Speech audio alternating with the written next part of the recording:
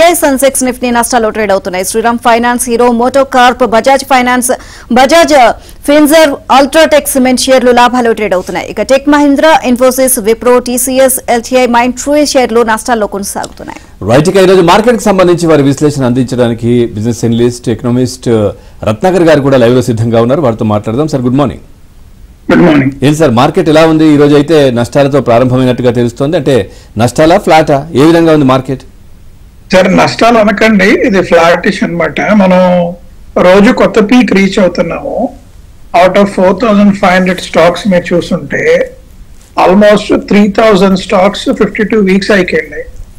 ఇంకొక 2,000 స్టాక్స్ కానీ 800 స్టాక్స్ కానీ అటు ఇటుగా ఉన్నాయి. There is no 52 week low for any of the stocks. మీరు చూస్తుంటే కంటిన్యూస్ గా లాస్ట్ 3 months నుంచి కూడా. So somewhere correction has to happen, profit booking has to happen. ఇవాళ మార్నింగ్ మీరు చూస్తుంటే US market has worked well, European market opened well. ఎందుకంటే US economy has given a very positive news.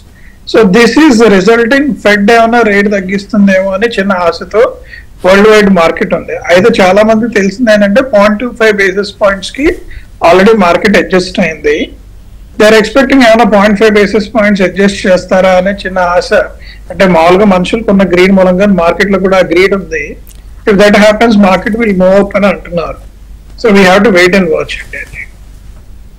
Right sir, అట్లాగే ఈ ఐపీఓకి సంబంధించి కూడా ఎలా ఉండే అవకాశం ఉంది సార్? కొన్ని కంపెనీలు కూడా వస్తున్నట్టుగా తెలుస్తోంది కదా, ఏంటి అసలు? ఒకటి అబ్జర్వ్ చేయాలి, 2-3 ఆస్పెక్ట్స్. లాస్ట్ వీక్ కూడా మనం మాట్లాడుకున్నాము. ఇప్పుడు ఏంటంటే వీళ్ళు ఐపీఓ మార్కెట్ లో మనం బ్లాక్ కాన్సెప్ట్ లో వెళ్తున్నాం కదా.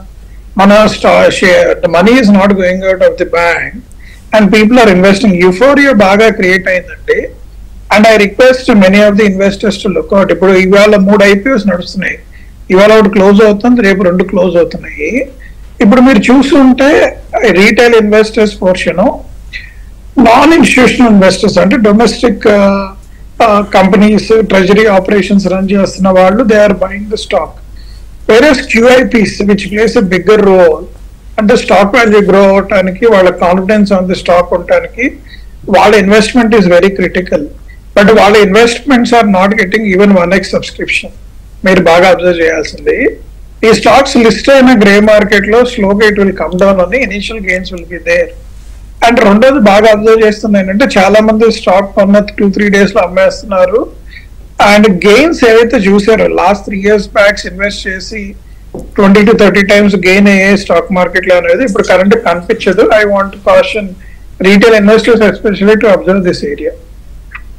రైట్ సార్, అట్లాగే ఫెడ్ గురించి ఇందాక మీరు చెప్పారు.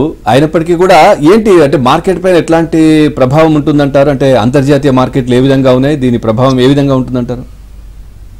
2 విషయాలు సార్. ఒకటి ఏంటంటే యుఎస్ లో లిక్విడిటీ తగ్గిందండి మార్కెట్ లో. Only liquidity they have is all the people, అంటే మీరు సో కాల్డ్ రిచ్ పీపుల్ అంటే వీళ్ళనంటే వీళ్ళందరూ ఇప్పుడు మారిన విషయం ఏంటంటే ఇంతకు ముందు 12% to 15% IRR రిటర్న్స్ వచ్చాయని స్టాక్ మార్కెట్ లో హెవీగా ఇన్వెస్ట్ చేశారు.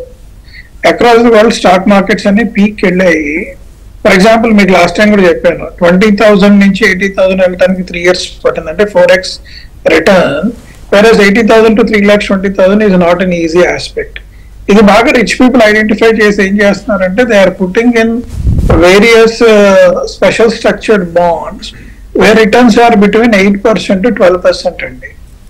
సో ఇప్పుడు ఫెడ్ కనుక రేట్ తగ్గిస్తే 8 to 12% ఇస్తున్న రేట్స్ తగ్గుతాయి కాబట్టి ఇంకొద్దిగా స్టాక్ మార్కెట్ లో ఇన్వెస్ట్మెంట్స్ వెళ్ళి ఇప్పుడు 83,000 మనకి 1 lakh వెళ్ళటానికి స్కోప్ ఉంటుంది అనేది చూస్తున్నారు. ఇప్పుడు ఫెడ్ నెక్స్ట్ 1 year లో కనుక 50 basis point నుంచి 75 basis points తగ్గిస్తే the chances of 83,000 where Sensex is there, it is going to go to 1 lakh అండి వెరీ ఈజీలీ. ఇందులో మేజర్ గా గెయిన్ అయ్యేదంటే SME and MSME, NSE, BSE లో ఎస్ఎంఈ, ఎంఎస్ఎంఈకి సంబంధించిన indexes are going to do well. Second is pharma and FMCG is going to do well, especially when market is bare. These 2 stocks have done well, and in next 2 years they are going to give tremendous returns. And during peak season, even negative returns వచ్చాయి. ఇవేంటంటే reverse trend మారుతూ ఉంటుంది. I request investors to watch out and carefully invest in pharma and FMCG stocks. Right. అట్లాగే మనం చూస్తాం sir, అంటే ప్రధానిగా నరేంద్ర మోదీ మూడోసారి అధికార పగ్గాలు చేపట్టి 100 రోజులైతే పూర్తయింది. సో అంటే పూర్తి స్థాయిలో కూడా మెజారిటీకి సంబంధించి కూడా మనం చూసాం. అంటే ఎట్లా ఉందంటారు దీనికి సంబంధించి మార్కెట్ ప్రభావం ఏ విధంగా ఉంది? అంతర్జాతీయ మార్కెట్లు కూడా చూస్తూ ఉంటాయి కదా, గతంలో పూర్తి మెజారిటీ అసలు ఇంకా మాట్లాడుకోవడానికి అవకాశం లేకుండా పోయింది. సో ఈసారి ఎలా ఉంది మార్కెట్? మీరు బడ్జెట్ చూస్తుంటే 2 addresses వేర్ క్లియర్లీ కన్సర్న్ అండి. ఒకటేమో ఫార్మింగ్ సెక్టర్, ఒకటి అన్ఎంప్లాయ్మెంట్ సెక్టర్. ఈ రెండింటి మీద హెవీగా అడ్రస్ చేశారు. సెకండ్ థింగ్ అంటే 2 of his allies, అంటే మన ఆంధ్రప్రదేశ్ కానివ్వండి, బీహార్ కానివ్వండి, they got required allocations also. So ఇప్పుడు గవర్నమెంట్ మీరు కొన్ని యాక్షన్స్ తీసుకుంటే లాస్ట్ 100 days లో they are taking certain actions. ఒకటేమో రెన్యూబుల్ ఎనర్జీ మీద హ్యూజ్ ఫోకస్ ఉంది. ఎందుకంటే ఈఎస్జీ నార్మ్స్ కిక్ ఇన్ అవటం వలన రెన్యూబుల్ ఎనర్జీ మీద ఫోకస్ పెళ్ళి థర్మల్ ఎనర్జీ మీద ఫోకస్ తగ్గింది. They want to reduce thermal energy. And nuclear energy మీద కూడా they are pushing very hard అనమాట. రెండోది ఓవరాల్ పాపులేషన్ గ్రోత్. జనాల్లో గుర్తు చేయాల్సింది ఏంటంటే overall population growth is near to 1 to 1.2 అండి. ఇట్ ఈస్ ఒకప్పుడు 2 ఉండేది. సో మొన్న రీసెంట్ గా స్టాటిస్టిక్స్ ఇచ్చారు. By 2030 world wise almost 420 crores working class వస్తే 42 crores. Only India will contribute 9 crores అండి. Rest of the 24 crores is going to come from Africa అంటున్నారు. So ఏవైతే companies they are looking to expand in African zone in next 2-3 years, they are going to do well. I want people to watch this very closely and invest in those stocks. Sir technical గా చూస్తే markets లో అడ్డంకి అనేది ఎక్కడ ఉంది sir? Market లో అర్థంకి ఏంటంటే మనం హైయెస్ట్ పిఈ రేషియోస్కి వెళ్ళిపోయామా. చాలా వాటికి కూడా మల్టిపుల్ వాల్యుయేషన్ అంటే రెవెన్యూ టు వాల్యుయేషన్ మల్టిపుల్ చూస్తే చాలా హెవీగా ఉంటున్నాయి. ఈ kind of multiple is not good అనేది మెనీ అనలిస్ట్ చెప్తున్నారు. బట్ మార్కెట్ ఎంత గ్రో అవుతుందంటే రీటైల్ ఇన్వెస్టర్స్ కి చిన్న గ్రీడ్ ఉంది, మార్కెట్ గ్రో అవుతుందని still lot of money they are pouring in. And banks కూడా మీరు చూసుంటే కంప్లైంట్ చేస్తున్నారు, సార్ మా బ్యాంకుల్లో లిక్విడిటీ ఉండట్లేదు, ఎఫ్డీస్ పెట్టట్లేదు, people are continue to invest in stock markets, money అంతా స్టాక్ మార్కెట్ లోకి వెళ్తుంది అంటున్నారు. బట్ మీరు క్వాలిఫైడ్ ఇన్స్టిట్యూషనల్ ఇన్వెస్టర్స్ కానీ మ్యూచువల్ ఫండ్స్ కానీ వాళ్ళు కొద్దిగా కాషియస్ గా ఉంటున్నారు. That I want you to observe currently market లో. రిటైల్ ఇన్వెస్టర్స్ దాన్ని జాగ్రత్తగా చూడాలి. అడ్డంకి అదేనండి, వి రీచ్ ద పీక్. ఇలాంటి పీక్ మనం మళ్ళీ చూడలేము అంటే unless revenue grows by 20% and profit grows by 10%. జరగలేదు, ఈ క్వార్టర్ లో జరగలేదు అది. అండ్ సార్ ఐటీ రంగ షేర్లో కాస్త ఒడిదుడుకుల మధ్య ఉన్నట్లుగా తెలుస్తుంది. సో దీనికి సంబంధించి మీరేం చెప్తారు? ఐటీలో మొన్నటిదాకా చెన్నై ఒకటి వచ్చి చాలా జాబ్స్ పోతున్నాయని విన్నాము. మధ్యలో there was some positivity in the market, okay it is going to do well అని. బట్ యుఎస్ లో రెసిషన్ ఇంకా అలానే ఉందండి. ఐటీకి సంబంధించిన చాలా డల్ గా ఉంది. And I myself seeing many people from US are coming to India. They are seeing India is looking lucrative compare to US అనేది. మనకి ఏవైతే స్టాక్స్ ఇప్పుడు హెచ్సిఎల్, టీసీఎస్, ఇన్ఫోసిస్ ఇవన్నీ కూడా యుఎస్ లో 70 to 80% మార్కెట్ షేర్ ఉందండి. వాళ్ళకి న్యూ ఆర్డర్స్ పెద్దగా రావట్లేదు. Though they are saying their order book is increasing.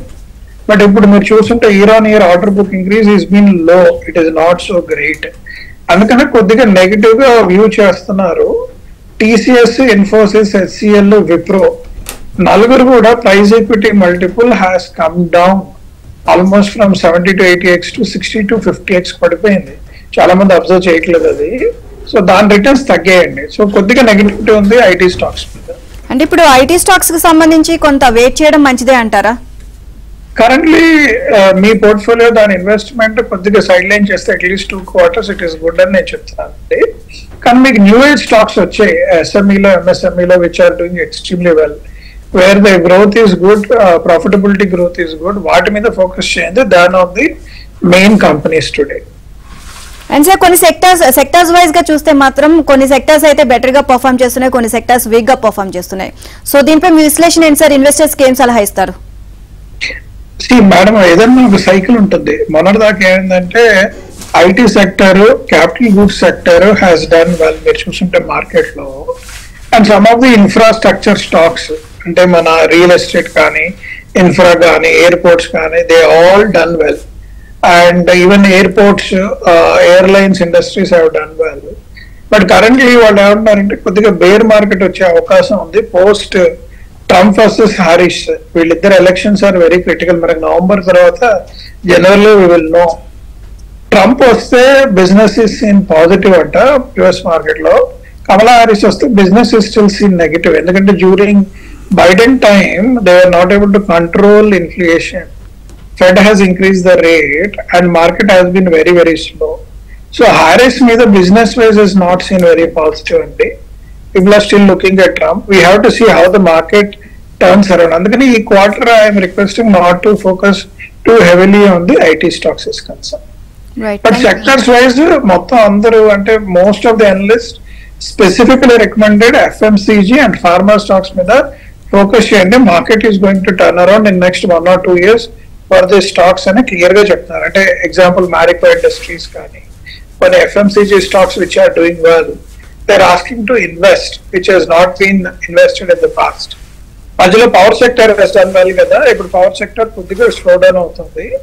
ఎందుకంటే రిన్యూవబుల్ ఎనర్జీకి రిక్వైర్డ్ ల్యాండ్ లేక government not able to provide infrastructure though they are claiming. And house has become a biggest infrastructure for this renewable energy companies. Right, thank you sir. ఈరోజు markets పై మీ విశ్లేషణ తెలియజేస్తున్నారు.